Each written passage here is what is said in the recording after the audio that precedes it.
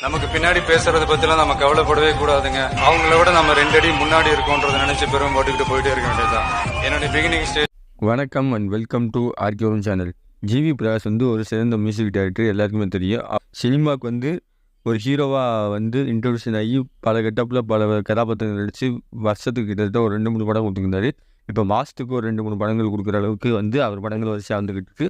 போன வாரம் அவர் நடிப்பில் வந்த ரெபெல் படம் வந்து பார்த்துருப்பீங்க. அந்த வருஷத்தில் வந்து இந்த படம் வந்து இந்த வாரம் அப்படி என்ன படம் வந்துருக்கு பார்த்தீங்கன்னா கல்வன். இந்த படத்தோட ஜிவி பிரகாஷோடைய நடிப்பு எப்படி இருக்குது, அவர் ஜெயிச்சாரா இல்லை சொதப்பியிருக்காரா, கதை வயசு எப்படி இருக்குது அப்படின்றது டோட்டலாக ஓவராலாக ஒரு மூவி ரிவ்யூ தான் இந்த வீடியோவில் பார்க்க போகிறோம். அதுக்கு முன்னாடி நம்ம சேனலுக்கு இப்போ தான் முத வரீங்கன்னா மறக்காமல் கீழே இருக்கிற சப்ஸ்கிரைப் பட்டன் நம்பிக்கோங்க. வாங்க வீடியோக்குள்ளே போகலாம். வி சங்கர் இயக்கத்தில் அவருடைய டைரக்ஷனாக வந்திருக்கு. இந்த பேர் எங்கேயோ கேள்விப்பட்டமே இருக்குன்னு சொல்லிப்பீங்க. இந்த பேர் ஆப்வியஸ்லி முண்டாசுப்பட்டில் வந்து ஒரு ஒளிப்பதிவாளராக இருந்தார். முண்டாசுப்பட்ட படம் வந்து எல்லாருக்குமே தெரியும். ஒரு ஃபேமஸான ஒரு வில்லேஜ் ஒரு ஸ்டோரியை வச்சு சூப்பராக ஒரு எடுத்த படம். அந்த படத்தோட டேரக்டர் வந்து இப்போ இந்த படத்தின் மூலமாக வந்து தமிழ் சினிமாவில் வந்து ஒரு புதுமுதல் இயக்குனராக வந்து அறிமுகமாயிருக்காரு. அவர் அறிமுகமாக்கின படம் எடுத்த படம் வந்து ஸ்டோரி ஒன்லே ஸ்டோரி பார்த்தீங்கன்னா ஒரு சுதந்திரமாக இருக்கிற மனிதனோ இல்லை ஒரு விலங்கோ அது கூண்டில் அடித்தா அது அடிச்சதுக்கான விளைவுகளை வந்து ஒரு மனிதனோ ஒரு கூண்டில் இருக்கவங்களோ வந்து கண்டிப்பான முறையில் வந்து அனுபவிப்பாங்க அப்படின்றத ஒரு ஒன்லே ஸ்டோரியாக வச்சு காட்டியிருக்காங்க இந்த படத்தில். இந்த படத்தில் யாரெல்லாம் நடிச்சிருக்காங்க அப்படின்னா டிவி பிரகாஷ், இவானா, அப்புறம் பாரதி ராஜா, அப்புறம் கேபி தினா, விஜய், அப்புறம் நக்லேஷ் டீம் உங்களுடைய பெரிய நட்சத்திர பட்டாங்களே சேர்ந்து நடிச்சிருக்காங்க. இந்த படத்தில் எதெல்லாம் ப்ளஸ் பாயிண்ட் சொல்லணும்னா இந்த படத்தில் வந்து எடுத்துக்கிட்ட ஸ்டோரி பேஸ் நல்லா இருக்குது. ஸ்க்ரீன் பிளே பேஸ் கொஞ்சம் சொதப்பியிருக்காங்க. ஃபஸ்ட் ஹாஃப் பார்க்கும்போது கொஞ்சம் ஸ்லோவாக தான் போகுது.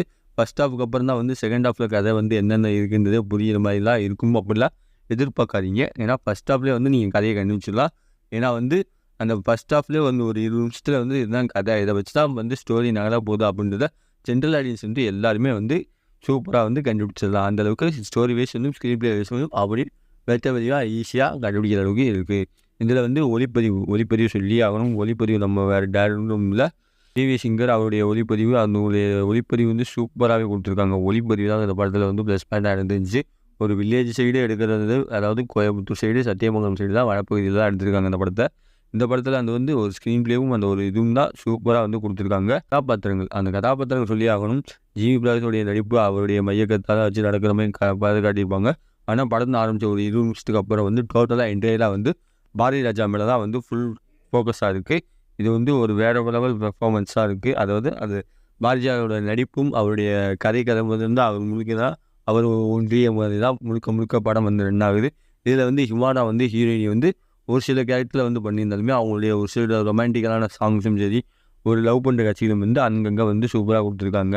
ஆக்டர் தீனா வந்து இந்த படத்தில் வந்து முழுக்க வந்து கிட்டத்தட்ட படத்தில் ஒரு 2-3 சீன் மட்டும் தான் இல்லாமல் இருப்பார். தவிர மற்றபடி முழுக்க ஜிவி பிரகாஷோட தான் ஃபுல்லாக படத்தில் வந்து ட்ராவல் ஆகுது. அவருடைய நடிப்பு வந்து பேசப்படும் அளவுக்கு தான் இருக்குது. கல்வன் படம் ஒரு சினிமாட்டிக்கான மாஸ்டர் பீஸு. ஜிவி பிரகாஷ், பாரதி ராஜா, இவானா அவங்க நடிப்பு அனைவரும் இருந்து ஒரு தரமான படைப்பாக கொடுக்கணும்னு எதிர்பார்த்துருக்காங்க. ஆனால் பெருசாக வந்து அந்தளவுக்கு கவர் படமாக இல்லை. பின்னணியை பணியாற்றுவங்களை பற்றி சொல்லி ஆகணும். அவர் வேறு யாரும் நம்ம ஜிவி பிரகாஷ் தான் பின்னணி இசை. அதனால் அந்த பின்னணி இசை வந்து பெரிதும் இல்லாட்டாலும் வந்து ஸ்க்ரீன் பிளேயும் ஒரு ஆல்பம்ஸ்லேயும் வந்து சூப்பராகும். அந்த ஆல்பமை நீங்களே கேட்டிருப்பீங்க, கட்டளவுக்கு கருவாயி. அந்த பாட்டு எனக்கு மேபி நான் ஆடியோ லான்ச்லேருந்து ஃபஸ்ட்டு சிங்கிள்லேருந்தே கேட்டு பழகினதுனால, ஸ்பாட்டிஃபைலையோ இல்லை ரேடியோலையோ அந்த மாதிரி கேட்டு பழகினால அந்த பாட்டு எனக்கு கேட்கும்போது பெருசாக ஒன்றும் இல்லை, ஆனால் புதுசாக ஒன்று கேட்ட மாதிரி ஒரு ஃபீல் ஆச்சு. ஒரு ரொமான்டிக்கல் சாங்காக இந்த மாதிரி இருந்துச்சு. இந்த கடையில் அனைத்து கேரக்டர்களும் வந்து கொடுக்கப்பட்ட கேரக்டரை வந்து சூப்பராக தான் யூஸ் பண்ணியிருக்காங்க. அது இந்த படத்தில் வந்து இன்னும் கூடுதல் ப்ளஸ் பாயிண்ட்.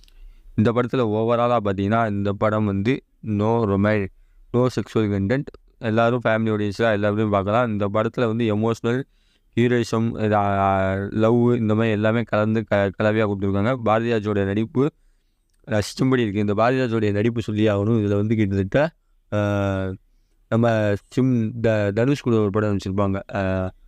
அந்த படத்தில் பார்த்தீங்கன்னா அவர் வந்து ஒரு விண்டேஜ் பாரதிராஜா மாதிரி கொடுத்து அவருடைய நடிப்பு கொடுத்துருக்காங்க. பாரதிராஜாவுடைய நடிப்பில் வர்ற படங்கள்லாம் இப்போ வந்து பேசும்படி மட்டும் தான் இருக்குது. ஓவராலாக பார்த்தீங்கன்னா இந்த படத்தை போய் பார்க்கலாமா இல்லையான்னு பார்த்தீங்கன்னா ரெபேல் வந்து ஒரு ஜேர்னல் மூவி, கல்வன் வந்து ஒரு ஜேர்னல் மூவி. இந்த படத்தை பார்க்குறதுக்கு நீங்கள் கொஞ்சம் பொறுமையாக தான் பார்க்கணும். ஏன்னா வந்து இந்த படம் வந்து கிட்டத்தட்ட 2.5 மணி நேரத்துக்கு மேலே ரன்னிங் டைம் ஆகுது. இந்த படம் வந்து ஸ்டோரி பேஸ் வந்து ஸ்லோவாக தான் போகுது. படம் நடிக்கணும், கதை கேரக்டர் கிடையாது, நம்ம படத்துக்கு கணக்கு தான் நடிக்கணும் அப்படின்றக்காக ஜிவி பிரகாஷ் நடிக்கிறாருன்னு எனக்கு தோணுது.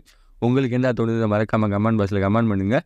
இந்த படத்துக்கு ஆர்கேஎம் சேனல் ரேட்டிங் பார்த்தீங்கன்னா 5க்கு 2.5 தான் தருவேன். இது ஒரு ஒன் டைம் வாட்சபிள் மூவி தான். இது ஏப்ரல் 4 ரிலீஸ் ஆயிருக்கு. இந்த படத்தோட ரிவ்யூ பிடிச்சிருந்தா உங்கள் ஃப்ரெண்ட்ஸ் எல்லாருக்கும் ஷேர் பண்ணுங்கள்.